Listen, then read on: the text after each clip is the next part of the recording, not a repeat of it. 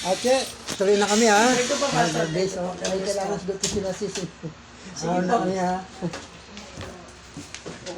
Wala yung mga kagawad natin eh. Nasa Iloilo hindi kami natulog. Sumama eh. Ayoko sumama. Ano yan, panahon. Ayan, ano nakaraan.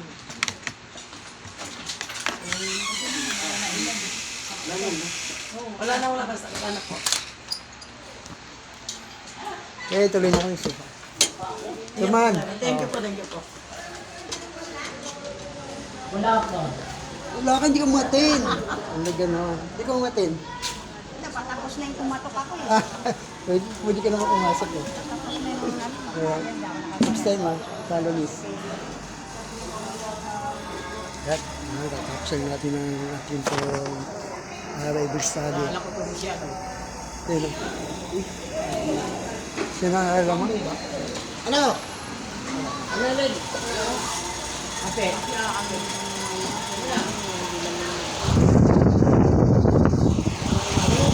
Sa anong Diyos may po? Hindi ko alam.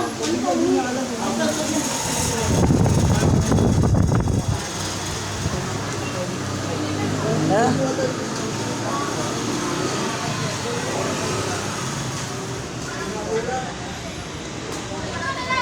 Yan, pauwi na kami ha.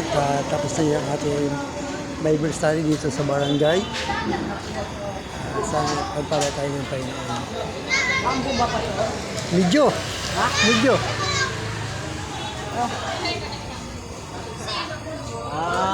Ayan.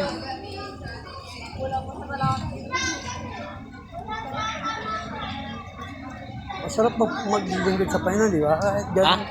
Masarap sa mga ganito nag-ahayo tayo sa Bible study. Hindi naman, kasi hindi naman physical ang lumalakas dun yung kaluluwa natin. Pangalawa, Yung spirit yung lumalakas. nalulugod ang Panginoon. Yes. Kakabila na may kontra sa atin, inaadlangan tayo ng katamaran. Oo. Pero pag nilalabanan natin, masarap ang kapal. Una, hindi lahat ng tao buhay na walang hanggan. Ba, Pastor? Oo. Ikaw ba, papayag ka na sa langit ka, may kapitbahay ka na walang ginagawa. Nasa langit din. Sa langit din. Makiki-appear pa sa'yo. Appear! Parang tayo sa langit. Ano magiging reaction mo? Ba? Tayo napakahirap sa Sabi legit. mo, ano yan, Lord? Unfair naman yan. It's unfair. Ginawa sa lupa yan kung uminom eh. Tapos nasa langit. Ingay eh. Tapos, nasa langit. Tapos tayo, nag-Bible study. Napakahirap para isiblang Hindi naman, nagigil. hindi naman alisin natin sa ating isip na yung ginagawa natin para tayo ay maligtas. Hindi. Yung ginagawa natin, bunga. Bunga ng kaligtasan natin. Oo. At gusto rin natin ibahagi sa mga tao. Kung sabihin natin ay gagawin ko ito para maligtas ako, hindi yun. Ligtas na tayo. Ligtas Ginawa na, natin ito. bunga. Bunga. Kaya ginagawa natin doon, sabi na Diyos, ibahagi din natin ito sa mga taong hindi pa nakatanggap. Di ba? Ibahagi rin natin. Hindi yung gagawa ka ng mabuti. Kaya ka gumagawa ng mabuti. Kung ngayon. Oo. Dati hindi ka naman gumagawa ng mabuti. Puro kasamaan eh. Oo. Pastor, sa ano ha? Sama ko ha? Oh, Merkulis, punta ka lang sa bahay. Oo, doon ako. Alas 12, nandun ka na. Oo. Doon ka na kumain sa Si bahay. ano, di dumating? Pastor? Sino? Si Pastor Rumi. Ala. Sabi na tayo, Pastor, iiyak ko eh. Tara na. Di dumating? Oo, bilis. Ha? Bilis ba? Bilis. Bakit? Ha? Bakit? Mag-mission daw siya. Muna ako, ihip muna ako. Mag-mission daw. Mission? Oo. Ginagawa niya, mission niya na. Ha? Sabi na mission. Sure.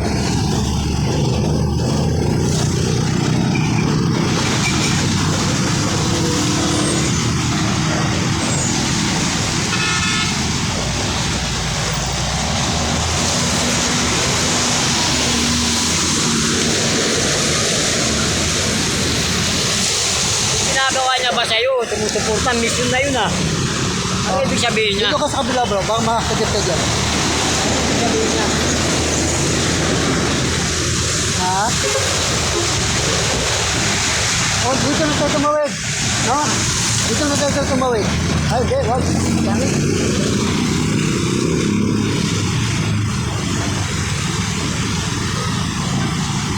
Ano ibig sabihin pastor ng mission? Sabi ka bro, sabi ka. Ah, Sabi ka, baka masagit. papansin naman nila, ayaw na tagili na nga tayo eh.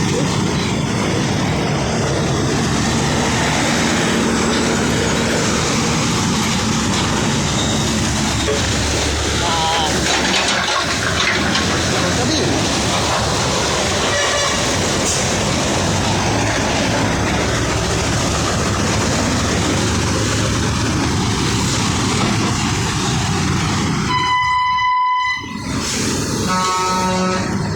May mission si Pastor.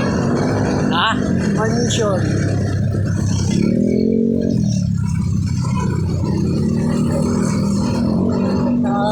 Nahirapan din siya malayo eh. Nasa Cavite siya. Tapos punta siya rito. Yun ang dahilan. May bike naman siya, di ba? Nandiyan pa nga bike niya sa bahay.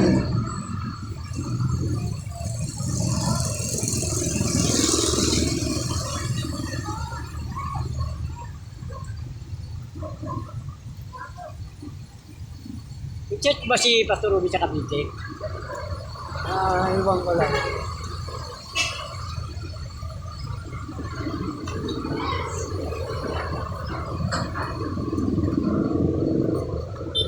Pag ano, pag-usapan natin yun. Pastor Ruby. Ha? May questionable kasi doon. Hindi, ando ka ba sa inyo bukas? Oo. Oo, punta ako dito. Mga tanghali. Ha? Oo. Tanghali. Wala ko gagawin. Para kung tama ba yung mga gagawin ano natin. Kasi may nakakita si kay Pastor eh. Ha? May nakakita kay Pastor. Baka business naman yung Pastor, yung paniniwala. Ito dapat ulihin mo ng mata mo. Business lang yun. So, yun ang pag-usapan natin. So, tayo-tayo lang ha. Hirap yung at least kasi isa ka rin sa mga mahirap yung ano natin. Ano? Dito ako, Pastor. Sige, ha? Bukas. Punta ka lang. Tanghali, bro. Kasi wala ako dyan na nasa pasok ko nito ko eh.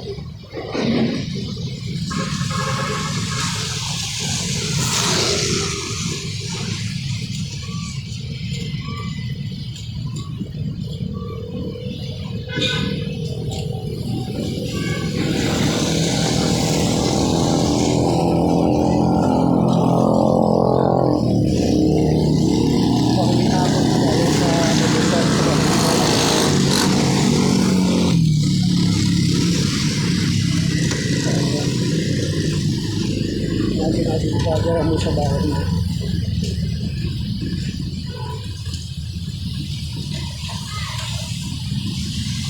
Okay?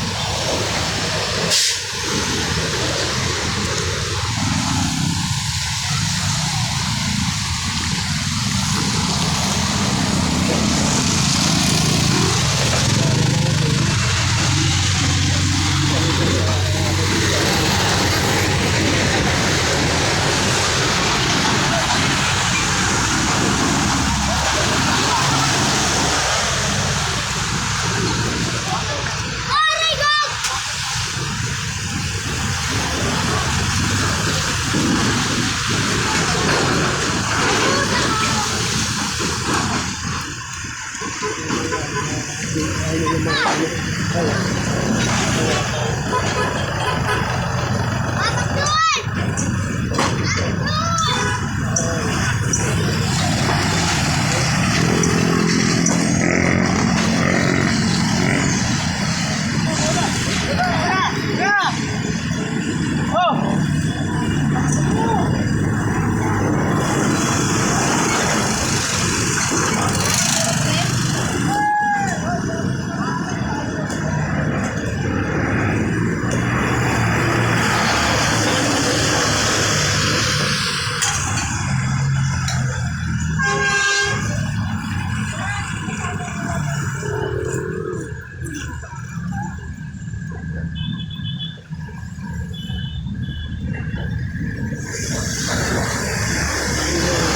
Gunshot. Mga gunshot yun. Hawakan.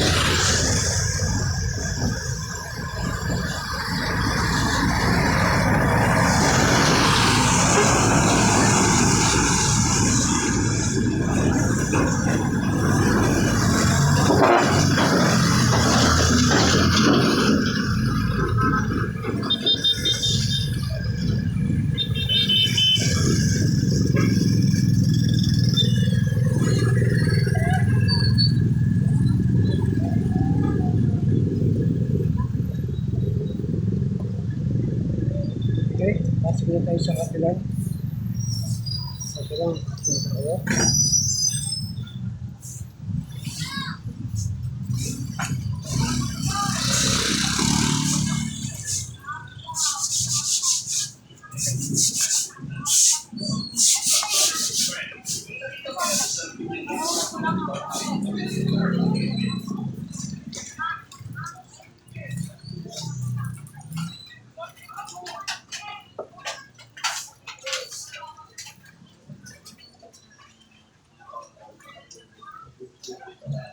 Ito yung kapilan. Yan, kapilan niya. No? Ito yung buong lugar namin dahil may area po. Sa area yung area natin.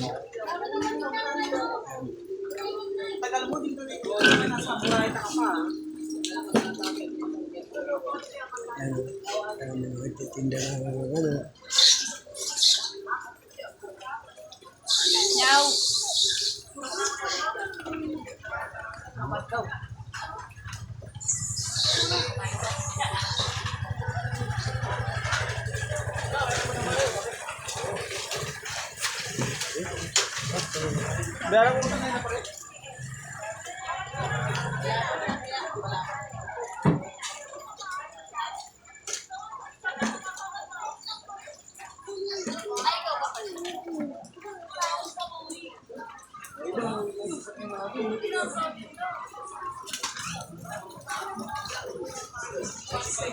Dito tayo.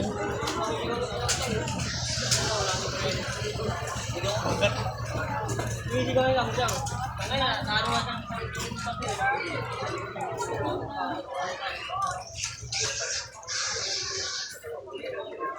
Okay, ang lugar namin.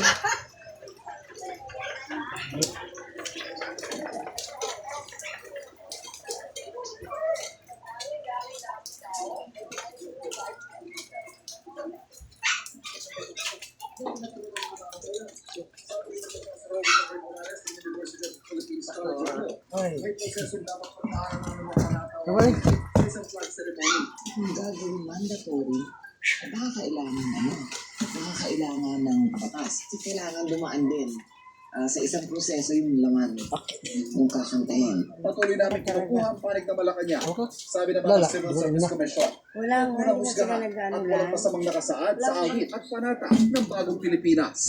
Kung tied up rin siya dun sa bagong Philippine Development Plan, then Siguro I don't nandito ka, dyan ako nawalaan.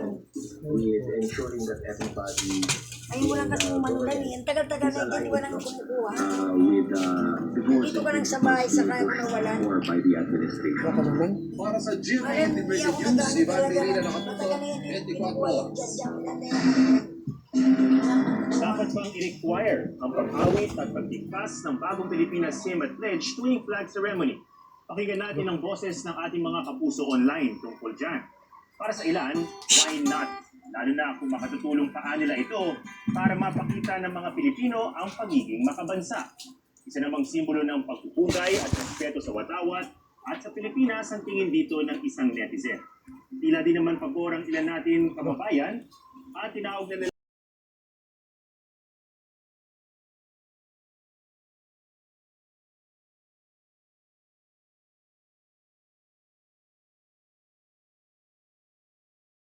at pagsugpo sa korupsyon. Meron talaga yung Kaya para sa ilang netizen, irrelevant o walang katutan ang hakbang na ito. Tanong naman na iba, may nagbago nga ba sa Pilipinas para kantahin at bigkasin ng bagong Pilipinas? Mga kapuso, pwede mo rin iparinig ang boses mo sa social media accounts ng 24 Oras.